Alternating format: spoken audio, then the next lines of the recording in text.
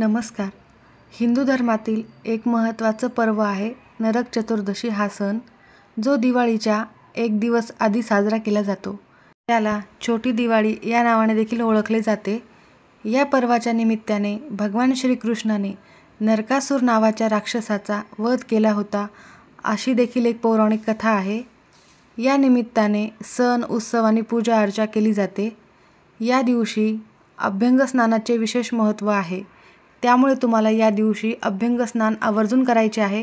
त्यासोबतच हा एक अत्यंत प्रभावी उपाय देखील करायचा आहे. उद्या नरक चतुर्दशी. रात्री झोपताना उशी खाली ठेवा. ही एक वस्तू करणी बाधा पूर्णतः नष्ट होईल. वाईट स्वप्न पडत असतील तर त्या देखील समस्या दूर होतील. त्यासोबतच घरातील सर्व नकारात्मकता दूर होईल. सर्व संकटे, अडचणी, विघ्न पूर्णतः नष्ट होतील. तर अशी कोणती वस्तू आहे जी झोपताना तुम्हाला उशीखाली ठेवायची आहे, कोणत्या वेळेत ठेवायची आहे आणि याने काय होते, संपूर्ण माहिती तुम्हाला याच व्हिडिओमध्ये मिळणार आहे. त्यामुळे व्हिडिओ स्किप न करता शेवटपर्यंत बघा. माहिती आवडल्यास लाईक, शेअर, सबस्क्राईब करून बेल आयकॉनला प्रेस करा. त्यासोबतच कमेंट बॉक्समध्ये ओम श्री महालक्ष्मी नमः लिहायला अजिबात विसरू नका. यामुळे माता लक्ष्मीचे आशीर्वाद तुम्हाला प्राप्त होतील. तुम्हाला मी या व्हिडिओमध्ये जो उपाय सांगणार आहे तो अत्यंत प्रभावी उपाय आहे आणि खूपच सोपा उपाय आहे. घरातील प्रत्येक सदस्यांनी हा उपाय करायचा आहे. लहानातील लहान मुलांपासून ते मोठ्यांपर्यंत सर्वांनीच करायचा आहे. यामुळे तुमच्या आयुष्यातील पूर्ण नकारात्मकता नष्ट होत असते आणि कोणी वाईट तुमच्यावर काही दृष्टी टाकलेली असेल, नजरबाधा तुम्हाला झालेली असेल किंवा काहींना करणेबाधाचा देखील त्रास असतो, तर या सर्व त्रासांपासून मुक्ती मिळवण्यासाठी अत्यंत प्रभावी अशी ही एक गोष्ट तुम्हाला उशीखाली ठेवायची आहे. बऱ्याच जणांना रात्री वाईट स्वप्न पडत असतात. कधीकधी आपल्या घरच्यांविषयी, स्वतःविषयी किंवा आपल्या मुलाबाळांविषयी वाईट विचार मनामध्ये सतत येत असतात, वाईट स्वप्न पडत असतात. अकाली मृत्यूची भीती वाटणे किंवा आपल्या घरच्या कोणत्याही सदस्याविषयी अशी भीती वाटणे, असे काही त्रास असतील तर त्यांनी हा उपाय आवर्जून करायचा आहे. नरक चतुर्दशीचा मुहूर्त 19 ऑक्टोबर 2025 रोजी आहे. चतुर्दशी तिथी 19 ऑक्टोबर रोजी दुपारी 1:51 सुरू होणार असून 20 ऑक्टोबर रोजी 3:44 संपणार आहे. या दिवशी अभ्यंग स्नानाला अत्यंत महत्त्वाचे मानले जाते. हे स्नान ब्रह्ममुहूर्तावर केले जाते. सूर्य उगवण्याच्या आधी हे स्नान केले जाते. त्यासोबतच या दिवशी अशा प्रकारे काही उपाय केल्याने सर्व पापे दूर होतात, सर्व दोष लागलेले पूर्णतः नष्ट होतात, अशी देखील मान्यता आहे. त्यामुळे हा उत्सव अगदी आनंदाने साजरा केला जातो. या दिवशीच्या नंतर असते लक्ष्मीपूजन. तर लक्ष्मीपूजनासाठी आपलं घरदार स्वच्छ असायला हवं, आपण देखील पवित्र शुद्ध असायला हवे. यासाठी हे अभ्यंग स्नान करून आणि त्यानंतर असे काही प्रभावी उपाय करून घरामध्ये सकारात्मक वातावरण निर्माण झाल्यानंतर दुसऱ्या दिवशी तुम्ही माता लक्ष्मीची विधिवत पूजा केल्याने तुमच्या घरामध्ये माता लक्ष्मी कायम वास करेल. या दिवशी दीप प्रज्वलनाला देखील अत्यंत महत्त्वाचे मानले जाते. दीप प्रज्वलन केलेच पाहिजे, कारण दीपोत्सव आहे. दिवाळी हा सणच दिव्यांचा आहे. त्यामुळे या दिवशी सर्वत्र ठिकाणी दिवे लावण्यासोबतच तुम्हाला दक्षिण दिशेला एक दिवा आवर्जून प्रज्वलित करायचा आहे. त्यासोबतच या दिवशी यमराजासाठीच हा दिवा लावला जातो, म्हणून तुम्ही नक्की लावा.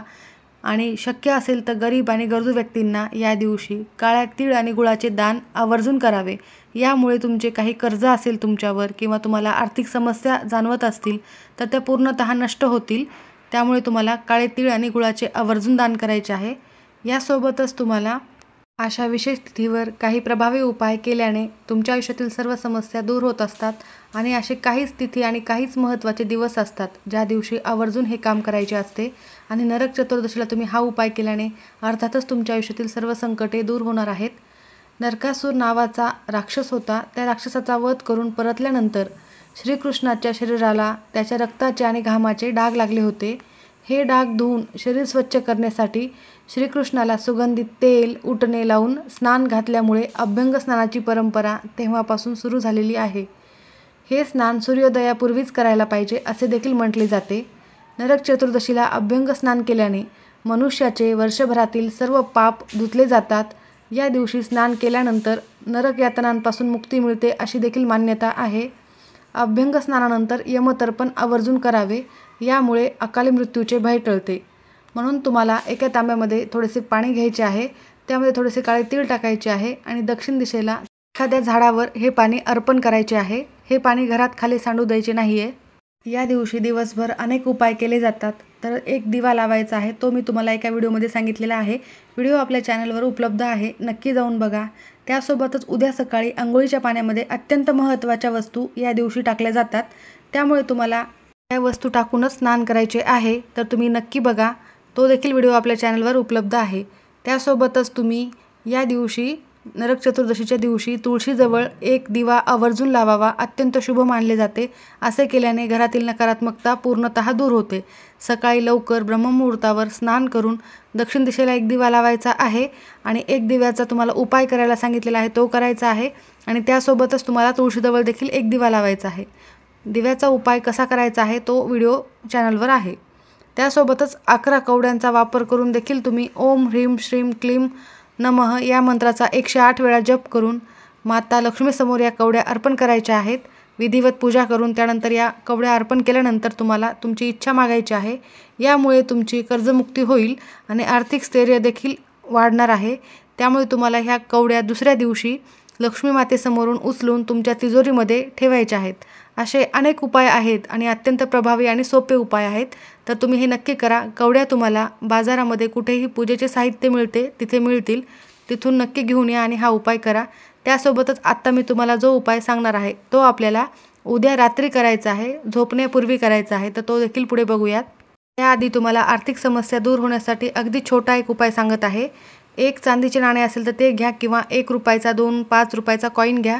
त्यासोबत गोमती चक्र जे तुम्हाला मार्केटमध्ये पूजेचे साहित्य जिथे मिळते तिथे मिळेल. हे दोन्हीही तुम्हाला माता लक्ष्मीच्या चरणी हळद कुंकू अक्षता वाहून अर्पण करायचे आहेत. त्यानंतर तिथेच बसून तुम्हाला ओम श्री महालक्ष्मी नमः या मंत्राचा जप करायचा आहे व नंतर थोड्या वेळाने ते पर्समध्ये किंवा तिजोरीमध्ये ठेवायचे. असे केल्याने अचानक होणारे खर्च थांबतात आणि पैशाचा प्रवाह देखील वाढत असतो. हा देखील अत्यंत महत्त्वाचा आणि प्रभावी उपाय आहे. हा देखील तुम्ही आवर्जून करायचा आहे. आपल्या घरामध्ये अनेकदा चिडचिडचे वातावरण होत असते. सतत कोणी ना कोणी चिडचिड करत असते किंवा भांडणे होत असतात किंवा घरामध्ये सतत आजारपण असते. चिडचिड करणारे व्यक्ती तुमच्या घरामध्ये असतील किंवा आजारपण असेल किंवा आर्थिक समस्या जाणवत असतील किंवा वाईट स्वप्न पडत असतील तर तुम्हाला हा उपाय आवर्जून नरक चतुर्दशीच्या दिवशी करायचाच आहे. तुमच्या घरामध्ये जितके व्यक्ती असतील त्या सर्व व्यक्तींनी हा उपाय करायचा आहे. तर रात्री आपण बेडवर खाली कुठेही झोपत असतो त्यावेळेला तुम्हाला तुमच्या उशाजवळ एक ग्लासभर किंवा एक तांब्याचा तांब्या भरून किंवा कोणताही तांब्या भरून पाणी घ्यायचं आहे. अगदी लहानातल्या लहान मुलांनी आणि मोठ्यांनी सर्वांनी हा उपाय करायचा आहे.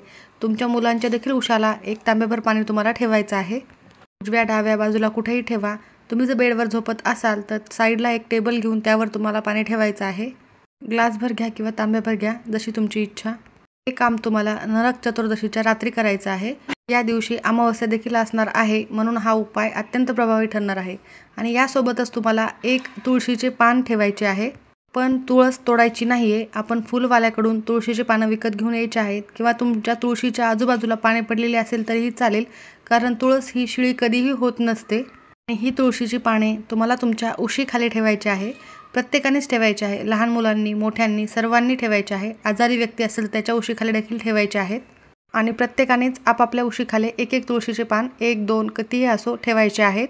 त्यानंतर दुसऱ्या दिवशी म्हणजेच लक्ष्मीपूजनाच्या दिवशी सकाळी उठल्यानंतर सर्वप्रथम आपल्याला काहीही करायचे नाही आहे. त्याआधी हे जे पाणी आपण ठेवलेले आहे ते पाणी तुळस सोडून इतर कोणत्याही झाडाला टाकून द्यायचे आहे. तुळशीला टाकायचे नाही आहे. प्रत्येकाने आपलं पाणी आपण स्वतः टाकायचे आहे. आणि जे लहान मुले असतील त्यांच्या उशाला जे पाणी ठेवलेलं आहे ते त्यांच्या आईंनी टाकले तरीही चालेल. आणि जे तुळशीचे पानं आपण घेतलेले आहेत ते तुम्ही स्वतः चावून खाऊ शकता किंवा तुम्ही दुसऱ्या झाडाला एखाद्या झाडाच्या मुळाशी टाकून द्यायचे आहे.